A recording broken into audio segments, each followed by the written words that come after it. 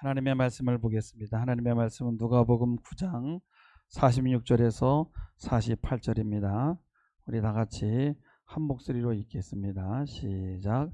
제자 중에서 누가 크냐 하는 변론이 일어나니 예수께서 그 마음에 변론한 것을 아시고 어린아이 하나를 데려다가 자기 곁에 세우시고 그들에게 이르시되 누구든지 내 이름으로 이런 어린아이를 영접하면 곧 나를 영접하며 또 누구든지 나를 영접하면 곧 나를 보내신 이를 영접함이라. 이는 모든 사람 중에 가장 작은 그가 큰 자니라. 아멘. 과거 이제 서울 장안에 아주 유명한 집안입니다. 자신의 아들이 무슨 병으로 이제 한 6개월 정도밖에 살 수 없다는 그런 시한부 선고를 받았어요.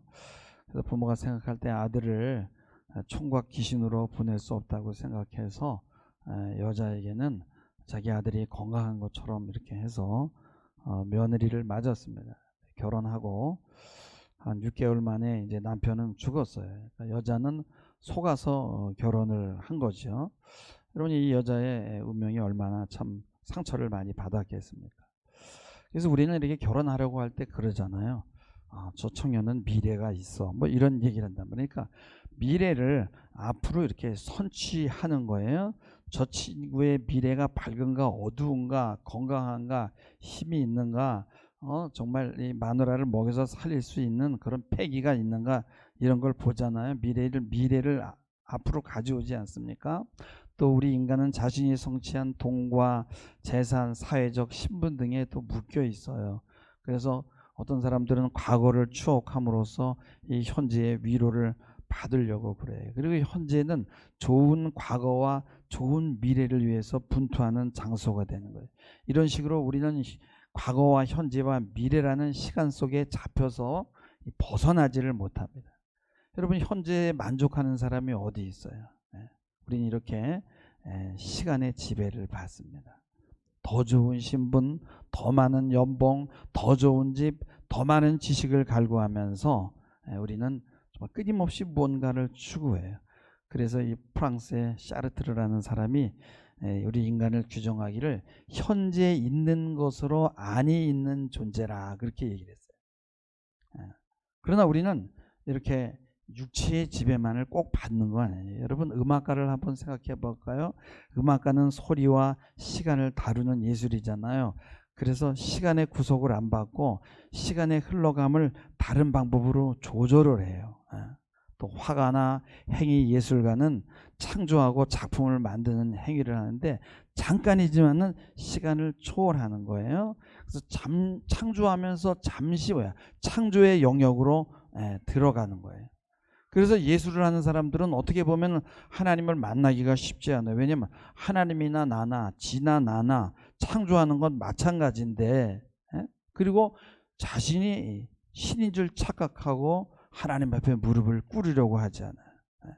우리는 시간을 넘어서서 창조 활동을 하지만 이 창조 활동이 멈추어지는 순간에는 어떻게 됩니까?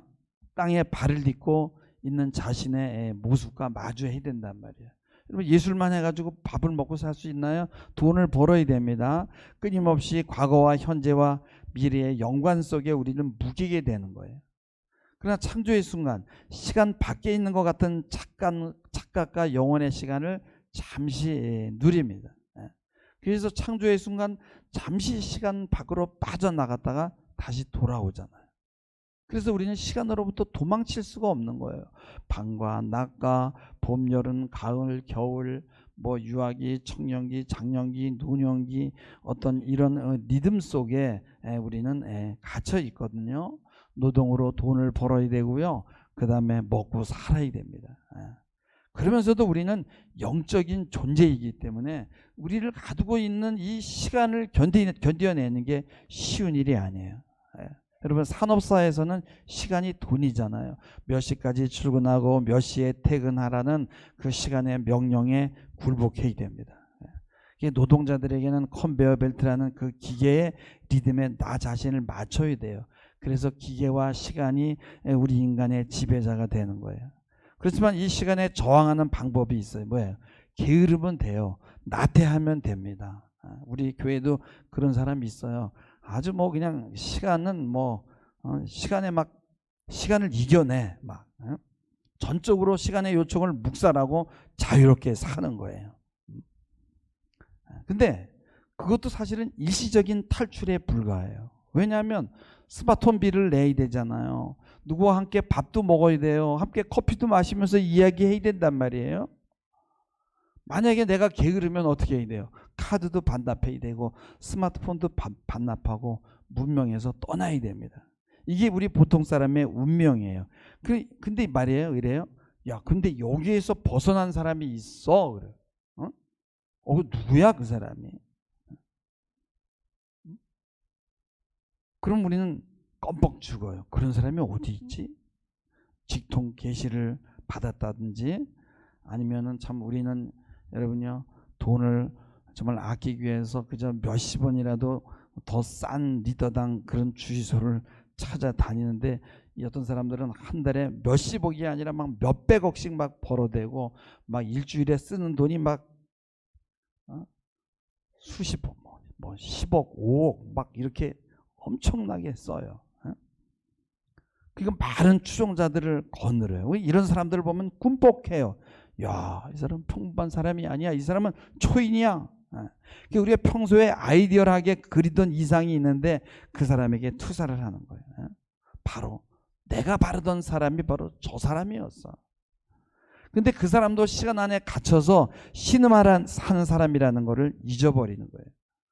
그래서 우리는 영웅을 찾고 여신을 찾아요. 여러분, 무언가를 이상하고 있다는 것은 지금 그 사람이 뭐냐면 우울증에 걸려 있다라는 거예요. 근데 이 우울증이라는 건 뭐냐면 조증하고 함께 가요. 근데 우울증이요, 우울증으로 있을 때는 그렇게 큰 문제가 되질 않아요. 이걸 잘 견디고 통과하면은 약이 될 수 있는 거예요.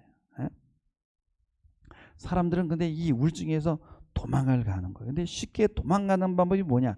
조증이란 말이에요. 이게 거짓 승리로 도망가는 거예요. 그래서 무리 속에 들어가 가지고 폭민이 되는 거예요. 그래서 우울증에서 이 도망가는 방법은 자신보다 정말 엄청나게 월등히 뛰어난 사람을 이상화하는 거예요. 그래서 이 팬클럽이라는 게 뭐예요? 팬클럽이라는 거는 한 사람을 놓고 이제 우상화를 하는 거예요. 그런데 보니까 나만 우상화하는 게 아니라 이 사람도 좋아하고 저 사람도 좋아하니까 막 싸워야 되는 거예요. 야, 내 거야, 네 거야. 야, 우리 그러지 말고 함께 팬클럽을 만들어서 그냥 우리 다 같이 저 사람을 우상화하자라는 거예요. 여기에서 종교화가 일어나는 거예요. 나와 비교하기는 너무 높고 또 시기하기에는 엄두를 못 내고 공격할 수도 없고, 야, 차라리 이상화해 버리자. 그리고 이 내가 이상화하는 우리 이 무리를 반대하는 사람은 악의 화신이 되는 거예요. 그래서 우리는 다른 이 반대 세력과 공존하고 협치하는 게 안 되는 거예요.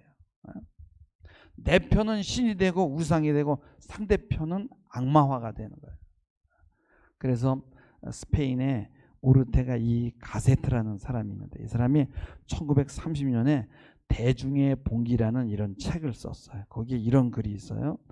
대중은 타고난 지적 폐쇄성 때문에 자신의 불완전함을 발견하는 데 필수 조건이라 할 수 있는 타인과의 비교를 거부한다. 대중은 우연히 얻은 진부한 상식, 편견, 엉터리 관념 또는 공허한 말을 가슴속에 수북히 채워놓고는 그거를 순인할 정도로 대담하게 아무데나 들이댄다 그랬어요. 여러분, 믿음이라는 거는 기독교에만 있는 게 아니에요. 하나님을 대체하는 것이 너무 많아요. 내가 하나님이라고 하는 것들이 너무 많아요.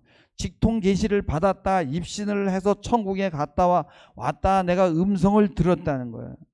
이런 세계는 초월적인 영역이래 가지고 증명할 필요가 없어요. 내가 갔다 왔다는데 네가 웬 반항이야? 내가 음성을 들었다는데 믿고 따라와. 근데 여기에 빠진 사람들은 어떻게 구해낼 방법이 없어요. 설득이 되질 않는 거예요. 왜냐하면 믿음의 영역에 있으니까 그냥 믿는 거예요, 무조건. 그래서 이 우리 육의 우일한 이 육은 이게 뭐 안 되는 게 많잖아. 이 우울한 영역에서 이성의 단계를 홀짝 뛰어넘어가지고 영의 초월적 영역으로 싹 넘어가 버리는 거예요. 예? 여러분, 인간은 육을 가지고 있고요, 정신을 가지고 있고, 이 또 영적인 동물이에요. 이 세 개가 잘 소통을 해야 되거든요. 근데 대부분의 사람들은 이 육적인 것에 머물러 있어요. 뭐니 해도 뭐니가 최고야. 예? 또 어떤 사람은 영적이고 초월적인 것에 머물려고 그래요. 예? 그래서 사이비의 이단은요, 이런 마음을 잘 이용합니다. 그래, 내가 너의 신이 되어줄게. 인간은요, 정말 골치 아픈 존재예요. 이 육과 정신과 이 영의 이 세 가지의 관계를 이야기를 하면요, 너무 재미가 없어요. 좀 재미가 없는 거예요. 그냥 내가 봤어. 이대로 하면 돼. 나를 따라와 하면 얼마나 신이 나고 좋냐고. 예? 이 세 가지를 그냥 섣부른 제가 자연에 대한 얘기를 했잖아요. 뭐 이렇게 소통이 돼야 되니까. 예? 상식이 있어야 되죠. 이성이 작동되죠. 거기다 또 영적인 것을 추구해야 되죠. 예? 또 우리가 이 땅에서 잠시 초월적인 걸 맛볼 수 있지만 아주 잠깐이잖아요. 막 어느 한쪽으로 치우치면 광기라고 하죠. 예? 여러분, 육체적으로요, 잘 가꾸어도요, 이쪽만 빼어나면요, 사람들이 광적으로 우상화합니다. 예. 또 영적인 것으로 여러분 직통 계시 받은 것처럼 하면요, 사람들이 다 꿈뻑꿈뻑 하는 거예요. 예. 이 정신이 이 육을 통제하고 이 영적인 것들도 또 이렇게 매개를 해야 되는데, 그래서 이 육과 영적인 거는 통제를 받으려고 하지 않아요. 그래서 이런 얘기를 하면 사람들이 너무 지루해하고 재미가 없는 거예요. 근데 오늘 말씀에 보면은 이 제자 중에서 누가 크냐 하는 변론이 일어났습니다. 예수님께서 그거를 아시고요, 어린아이 하나를 데려다가요 세웠어요. 그리고 그들에게 이르되, 내 이름으로 이런 어린아이 하나를 영접하면 나를 영접해요. 어린아이를 다 무시하고 우습게 여기잖아요. 그리고 뭐라고 얘기하니까, 너희 모든 사람 중에 48절에 보면 가장 작은 자가 큰 자라는 거예요. 근데 여러분요, 이 작은 자로 있는 건, 낮아진다라는 건 뭐냐면 우울한 거예요. 우울적 자리에 머무는 거예요. 근데 그 낮은 데서 시작해서 차분차분히 올라간 사람은 낮은 것이 아니에요. 그 낮은 자리가 얼마나 귀한 자리라는 것을 알게 되는 거예요. 여러분, 이제 아기가 여러분 막 실수를 하도 다 자기가 자기 힘으로 하려고 그러잖아요. 그러면 부모가 그거를 용납해 줍니다. 그러면 아이는 막 자기 힘으로 해보고 넘어지고 그러면서 내가 했어. 걷는 것도 내가 걸었어. 막 이렇게 세우고 이런 게 아니라 막 뒤집어 엎고 그런 게 아니라 지가 하잖아요. 그래서 그거를 가만히 내비두고 야 잘한다고 칭찬해 주는 건 뭐야? 자지원이라 그러는 거예요. 여기 그래서 영국의 그 위니캇이라는 학자가, 그래서 우리 인간들은 이런 과정을, 자아지원을 받는 걸 누구나 다 겪어야 된다 그랬어요. 그래서 여기서 이제 자율성을 배우게 되고 나는 나다라는 경험을 하게 되는데, 이게 뭐냐면 자기 자리를 경험하는 거예요.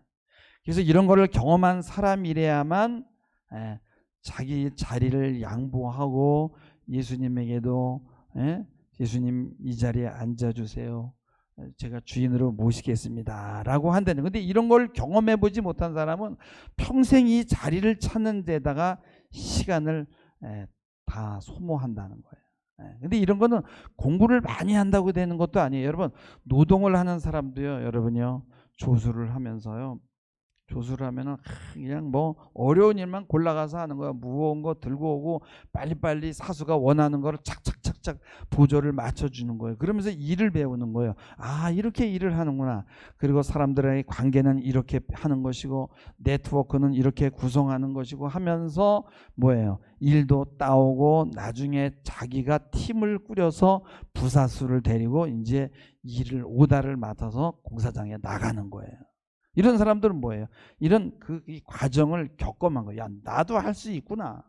근데 공부도 마찬가지예요. 그냥 앉아서 듣기만 하는 게 아니라 자기가 몸을 사용해서 낑낑거리고 수학 문제도 풀어보고 영어도 해석을 해보고 책도 읽어보고 다른 사람의 통찰을 배우다가 자신의 통찰을 얻기도 하고, 그러다 어느 순간이 오면 자기 이야기를 하게 되는 거예요. 야, 이렇게 하는구나. 이런 이 활동은 뭐예요? 육과 정신과 이 영적인 것이 함께 소통하는 거거든요. 그래, 끌려가는 게 아니라 자기가 자기 시간을 운영해 본 사람. 이건 뭐냐면 스위스의 폴 트루니에라는 사람이 있는데, 정신과 의사인데, 이 사람이 이거를 첫 번째 운동이라 그랬어요. 그래서 삶의 충만함이라는 건 이 첫 번째 운동을 이제 경험을 해야 되는데, 근데 또 그것만 가지고는 안 되고, 이 사람은 뭐냐, 두 번째 운동이 필요하다. 두 번째 운동은 바로 복음이고 신앙이에요. 신앙은 뭐예요? 우리 인생의 의미와 목표와 방향성을 제시해 줍니다. 이거는 뭐예요? 신앙을 통해서 얻는 거예요. 그래서 이 두 가지 운동이 번갈아 가면서 이렇게 활동을 해야만 이 사람은 우울증에서 벗어날 수 있다는 거예요. 또 트루니라는 이런 이야기를 했어요. 인간은 주기 위해서 받고 버리기 위해서 소유하고 또 굴복하기 위해서 더 방어를 잘하고 기쁨을 여러분 다른 사람과 기쁨을 나누기 위해서 먼저 즐겨야 된다. 또 사랑하기 위해서는 증오할 줄도 알아야 된다. 이렇게 얘기했어요. 그래서 첫 번째 운동은 뭐예요? 자기 배려하는 거예요. 그리고 자기의 콤플렉스와 그 다음에 자기의 양육 조건으로부터 자유하고 독립을 즐길 수 있는 능력이에요. 이런 거는 뭐 물질적인 걸 수 있고 소유일 수 있고 자연에 속한 것과 관련이 됩니다. 제가 저번 주에 설교한 것이 바로 이 자연에 관한 거예요. 근데 이 두 번째 운동은 뭐야? 내가 가진 것, 받은 것을 내려놓는 거예요. 근데 가진 것, 받은 것이 없는 사람은 내려놓을 게 없는 거예요. 가진 사람은 또 내려놓아야 되는데 우리 인간의 욕망은 또 끝이 없거든요. 아무리 채워도 부족하단 말이에요. 그래서 인색해지고 이기적이 되는 거예요. 그럼에도 불구하고 내가 가진 것을 떠나 보내는 거예요. 근데 이렇게 되기 위해서는 하나님의 은혜가 필요하다는 거예요. 제가 이제 조령산에서 산책을 하다가 조령산 그 화장실에 붙어 있는 실을 보고 사진을 찍어서 타이프를 쳤어요. 근데 아마 과거에 그 시험 보러 가던 선비가 동굴에서 하룻밤을 보내고 이렇게 한문으로 지은 한 시를 한글로 번역해 놓은 거예요. 그 시의 내용은 이런 겁니다. 과거길 걷던 옛 선비, 돌 징검다리 건너보니 커다란 바위 아래 동굴 하나, 지붕은 널빤지 바위, 담벼락은 나무 이음새, 방바닥은 바삭거리는 낙엽, 동굴방 아랫목 낙엽 방석이로 무거운 몸 맡겨보니 몸속으로 퍼지는 동굴 속 따스함, 보찜성 먹거리 한입 베어머니 궁궐이 어디며 산의 진미는 무엇이냐, 조령산 숲속 바위 동굴 나지막이 울려 퍼지는 함성, 내려놓음이 행복입니다 라는 그런 시예요. 이 선비가 피곤한 몸을 그 굴 속에다 뉘었습니다. 그러니까 정말 이 노란 몸을 달래면서 거기에다 몸을 뉘어보니까 잠시 시간을 초월하는 거예요. 주먹밥 한 입 베어 먹어 허기를 면해보니까 야, 산의 진미가 따로 없구나 하는 느낌이 들었어요. 근데 그런 느낌은 잠시입니다. 시간 속에 있는 인간은 갈등할 수밖에 없어요. 내가 출세하고 성공해야 우리 부모를 호강시켜드리지. 내가 과거에 급제해서 서울에 올라가야 된다라는 어떤 그런 갈등이 있는 거예요. 뭐 한쪽에서는 뭐 농사 지으면서 산 게 뭐 어때 하지만요. 그런 마음도 있어요. 근데 쉽게 포기할 수 있는 게 아니라는 거예요. 이 선비가 과거에 학교에서 궁궐에 들어왔어요. 야, 참 긴장의 연속이구나. 살벌하구나. 말 한마디 잘못했다가는 정말 또 당파 싸움에 말려들면 언제 귀양 갈지 언제 내 명줄이 끊길지 몰라요. 다 헛되구나. 뭐 이런 생각을 해볼 수 있어요. 솔로몬이 다 가져봤으니까 헛되니 다 모든 것이 다 헛되다 그랬어요. 근데 그 아들 르호보암은 안 믿는 거예요. 그건 아버지 얘기고 아버지는 다 가져봤잖아. 난 한 번도 경험해보지 않았는데 그 말을 안 믿는 거예요. 근데 벼슬도 못하고 가져본 것도 없는데 무엇을 내려놓냐 이거예요. 궁궐에 가보지도 않고 진수성찬 먹어보지도 않고 바위굴이 좋고 중업밥으로 행복하다고 얘기할 수 없는 거예요. 예. 궁궐에서 자보고 진수성찬 다 먹어본 사람은 또 그렇다고 해서 그 사람이라고 해서 물론 내려놓음이 되는 건 아니죠. 근데 하나님의 은혜가 아니면 안 되는 거죠. 여러분, 우리가 우울증에 걸리는 이유는 이 세상의 모든 게 여러분 다 세팅이 돼버린 거예요. 그래서 잘 되는 사람은 자고 일어나면 재산이 몇백억 몇 조가 늘었다고 하는 거예요. 근데 안 되는 사람은 아무리 노력해도 입에 풀칠하기가 바빠요. 좌절감이 오는 겁니다. 그래서 신림동 흉기 난동이 난다며요. 며칠 있다가 분당에서 같은 사건이 일어나고 인터넷에 뭐 나도 사람 죽이겠다는 글이 막 올라와가지고 뭐 벌써 엄청 많은 사람들이 구속이 돼요. 그 사람이 30명이 돼요. 예? 다 뭐예요? 우울증 환자들이에요. 야, 내가 사람을 죽이면 유명해지는구나. 이 대중문화의 시대에 나 같은 놈이 대중문화 해가지고 뜰 수 있는 방법은 없어. 악당이 되는 거야 그냥. 그러면 내가 뜨는구나 그냥. 사람 몇 명 죽이면. 얼마나 멋져요. 아무래도 안 되니까. 희망이 없으니까. 그러니까 낮은 데서 천천히 한 걸음씩 올라갈 생각을 못하는 거예요. 그리고 우울증에서 도망을 가는 거예요. 조증으로 다 죽여버려. 여러분 성경을 잘 보면요. 창세기 1장부터 11장까지는요. 엄청난 세월을 압축해서 기록을 했어요. 네. 근데 그게 학자마다 달라요. 뭐 몇 억만 년인지 몇 천 년인지 막 분쟁이 있습니다. 근데 분명한 건 엄청난 시간을 압축했어요. 근데 창세기 12장부터 갈라디아 4장 4절에 보면은 때가 참에 하나님께서 예수 그리스도를 보냈단 말이에요. 그 기간이 4,000년이라는 기간이에요. 근데 4,000년이라는 기간을 표현하는데 성경이 이렇게 두꺼워요. 하나님이 뭐 예수님을 보내시는데 뭘 그렇게 뜸을 들이시고 4,000년이라는 시간이 필요하고 뭐 그렇게 시시콜콜하게 얘기가 많은지 모르겠어요. 하나님이요 철저하게 내가 예수님을 보내기로 한 거는 계획된 거였어. 내가 너희들 이렇게 사랑하고 있어. 아주 상세히. 그리고 하나님이 얼마나 인내하시고 얼마나 우리를 기다리는지 얼마나 우리를 안타까워하는지를 성경에 기록해 놨어요.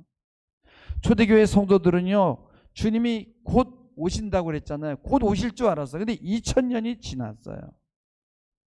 근데 하나님은 2000년도 한순간이거든요. 근데 우리는 답답하고 급해요. 정말 너무 힘들어 죽겠는데 왜 빨리 안 오시지? 근데 여러분 급하면 넘어집니다. 하나님은 1000년이 하루 같고 하루가 1000년이 같다는 이 한 가지 사실을 잊지 말라고 베드로가 말씀해요. 중요한 건 뭐냐? 우리는 무리 속으로 들어가면 안 된다는 거예요. 하나님은 여러분을 무리로 부르지 않고 단독자로 개인으로 불렀어요. 대중은 어때요? 항상 더 강한 것, 더 자극적인 것 하다가 나중에는요 아무것도 재미있는 것이 없어요. 주님이 안 오시니까 다 거짓말이야. 그러다가 멸망으로 가는 거예요. 창세기 18장 10절에 보면은요 여호와께서 아브라함에게 내려왔어요. 그리고 10절에 보면은 내가 내년 이맘때 내가 반드시 내게 돌아올 텐데 내 아내 사라에게 아들이 있으리라. 근데 아내 사라가 장막 안에서 그 얘기를 듣고 속으로 픽 웃었어요. 아이고 내가 늙었고 내 남편도 늙었는데 무슨 아들. 그러니까 13절에 보면은 하나님이 아브라함에게 사라가 왜 웃지? 내가 늙었거늘 어떻게 아들을 낳겠냐고 하면서 왜 웃지? 하나님께 능치 못한 일이 있겠느냐 하면서 그러니까요 15절에 사라가 두려워서 저 웃지 않았는데요? 나 속으로 웃었으니까 안 웃었거든. 그러니까 하나님이 아니다 너 웃었어. 안 웃었는데요? 아니야 웃었어. 아니 도대체 하나님이 이렇게 쪼잔해요? 하나님은 스케일이 큰데 이 작은 것 하나를 놓치지 않는 거야. 너 웃었어. 하나님은요 멋지고 폼난 그런 사람만 사랑하는 게 아니에요. 어린아이 같은 자, 부족한 자, 실패해서 좌절에 빠진 자를 찾아가셔서 만지시고 일어나라고 하시는 분이에요. 근데 이 조증이나 광증으로 도망한 자는요, 하나님이 찾아갈 수가 없어요. 여러분, 사는 게 그렇게 거대한 게 아니에요. 지질이 궁상입니다. 여러분, 삶은 쪼전한 거예요. 누가 크냐 하는 것은요, 여러분, 세상적인 가치관이에요. 그래서 전쟁이 일어났어요. 지금 우리 눈으로 보고 있잖아요. 주님은 낮은 데로 오셨고 섬기기 위해서 오셨단 말이에요. 째째하지 말라라고 그랬는데 여러분 째째해도 됩니다. 우리는 작은 것에 흥분해요. 위험한 것은요, 큰 것에만 흥분하는 거야. 거대한 것에만 흥분하는 거예요. 많은 무리가 모인 데 가서 흥분하는 거예요. 이건 대책이 없어요. 여러분, TV에 나오는 그런 멋진 인생, 훈남, 훈녀, 여러분요, 그걸 이 문화산업은 그걸 바라보게 하잖아요. 그리고 TV에 나오는 그 영화가 현실에서도 지속되는 것처럼 환상을 심어줍니다. 여러분, 거기에 넘어가지 마시기 바랍니다.